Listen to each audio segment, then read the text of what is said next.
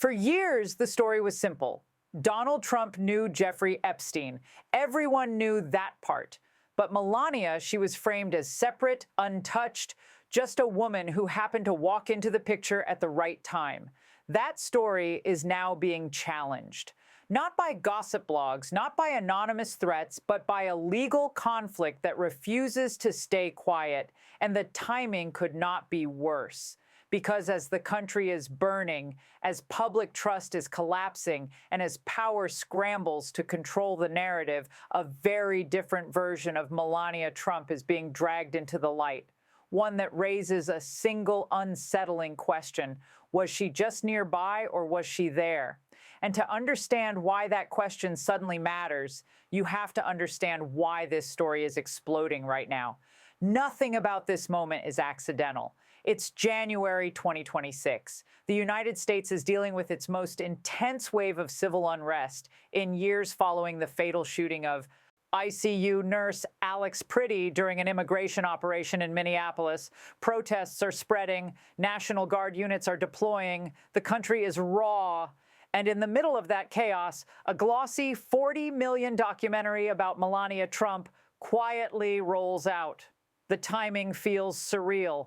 While one part of the nation is watching streets fill with smoke and sirens, another is being invited into velvet seats to watch a carefully edited story of elegance, resilience, and patriotism.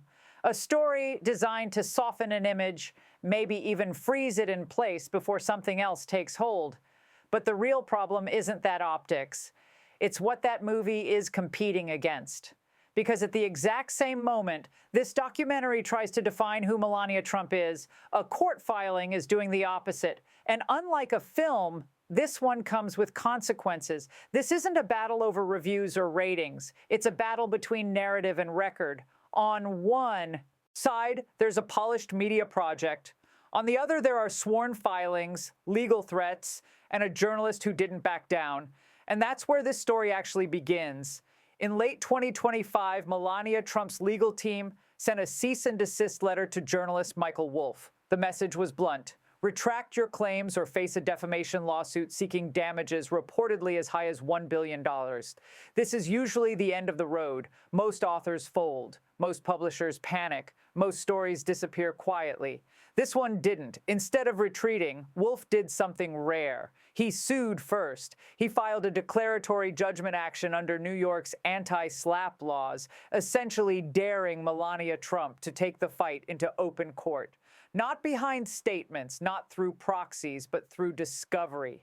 And discovery is where narratives go to die. Once a defamation case crosses that line, the rules change, truth becomes a defense. Documentation becomes currency, and silence stops being an option. In a filing submitted this January, Wolff's legal team laid out what they claim Melania Trump is trying to suppress. They didn't present it as rumor. They didn't frame it as opinion. They framed it as material relevant to the truth of previously published reporting. And at the center of it all is a familiar name, Jeffrey Epstein. Now, let's be clear. What follows are claims, allegations, and reported assertions contained within legal filings. They are disputed. They are not rulings. No court has adjudicated them as fact. But they matter because courts don't ignore claims simply because they're uncomfortable. According to Wolff's filing, the widely accepted story of how Melania met Donald Trump may not be complete.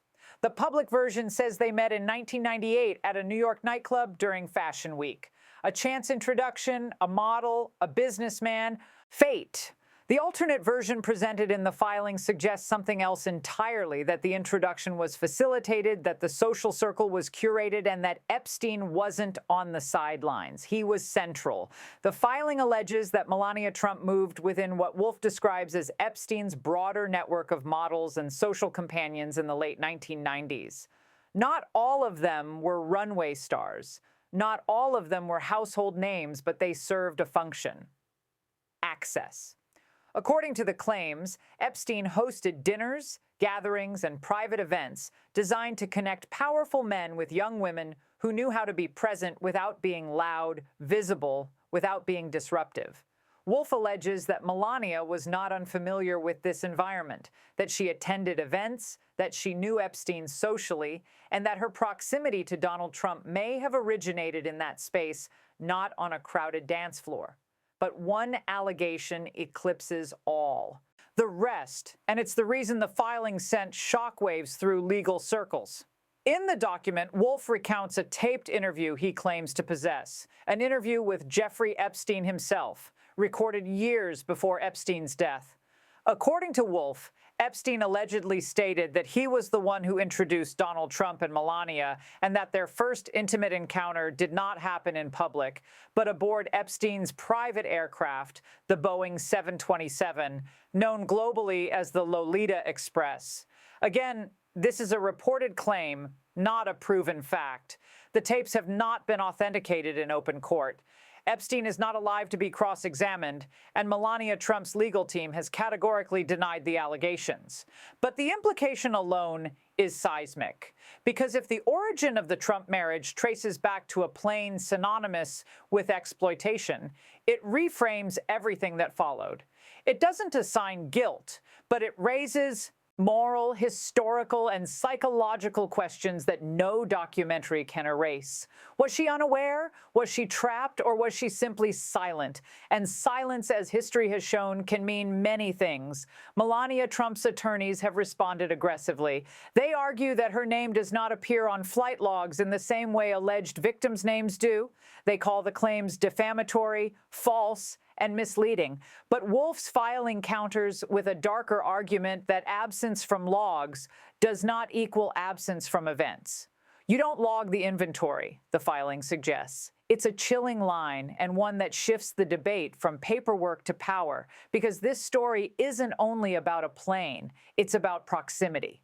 Which brings us to a photograph that has circulated for years but is now being re-examined. A picture from Mar-a-Lago around the year 2000.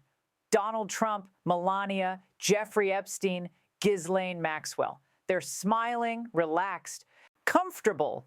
Wolf's argument isn't that the photo proves wrongdoing, it's that it proves familiarity. And familiarity in that specific social circle came with knowledge. According to the filing, it would have been nearly impossible to move within Epstein's orbit at that time without seeing something that raised questions. The massages, the recruiters, the girls who looked too young to be there. Wolf's lawyers argue that this is why discovery matters so much. They want to ask Melania Trump questions under oath. Did you ever see a minor at Epstein's residence? Did you ever receive money from Epstein? Did Epstein assist you with immigration matters? These are not accusations. They are questions. And questions are exactly what Melania Trump appears determined to avoid, which leads to another long-standing mystery.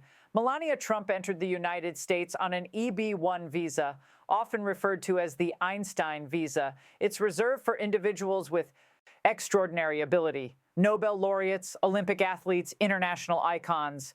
Melania was a working model, but not a globally dominant one. For years, critics have questioned how that visa was approved. Wolf's filing does not claim proof. Instead, it raises speculation about influence, specifically whether Epstein, who was known to help models navigate immigration systems, may have played a role. Again, this is not a finding, it's an inquiry. And inquiries are exactly what defamation lawsuits can unleash. This is where Melania Trump's strategy may have backfired. By threatening to sue, she opened the door to discovery. And discovery doesn't care about reputations. It cares about emails, calendars, financial records, old contacts. Wolf doesn't need to prove every detail is true. He only needs to show that he had reason to believe his reporting was accurate. If he succeeds, the case collapses. If he fails, the discovery still happens. It's the ultimate legal trap, and it explains why this fight has become so vicious. For decades, Melania Trump has cultivated an image of distance. She speaks rarely. She reveals little. She maintains control through absence. Supporters call it grace. Critics call it coldness. But Wolf's filing suggests another interpretation entirely, that her silence isn't detachment, it's containment. Because if she admits she was present, she admits she saw things. And if she saw things, she becomes a witness. And if she stayed silent, that silence becomes part of the story. Not criminal, but consequential. So why isn't this dominating every news cycle? Because 2026 doesn't work like that. Media ecosystems are fractured, press access has tightened, attention is filtered through loyalty and outrage. Stories don't disappear, they just get buried under louder ones, and a $40 million documentary helps with that. It floods the zone, it reframes the subject, it gives supporters something polished to point at. Art becomes alibi, but PDFs don't care about premieres. The contrast is brutal. On one screen, Melania Trump glides through ballrooms in designer gowns. On another, a nurse lies dead in the snow. And in the background, court filings circulate, alleging that the First Lady's past is more complicated than she's ever admitted. It feels like a let-them-eat-cake moment, except the cake costs a ticket and the consequences are legal. Even the director adds another layer of irony. Brett Ratner himself associated with misconduct allegations, directing a film meant to sanitize another figure surrounded by questions. The snake eats its own tail. The documentary releases this Friday. Donald Trump says it's selling out. Industry tracking suggests otherwise. But box office numbers don't matter here because the courtroom will be full. If Wolf's tapes are authenticated, if his sources hold, if the claims survive procedural challenges, then the Melania presented on screen becomes a version, not the version, a projection, a ghost. The real Melania would be the one answering questions under oath, the one forced to confront the simplest, most dangerous question of all. What did you see?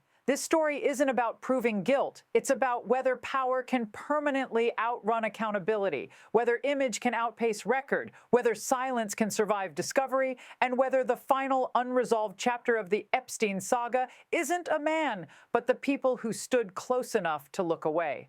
So what do you think? Is Michael Wolff a provocateur chasing relevance, or is Melania Trump the missing piece in a puzzle that was never meant to be finished? The documentary premieres January 30th. We'll be watching not to judge the film, but to compare it to the filings. The unsealed documents are linked below.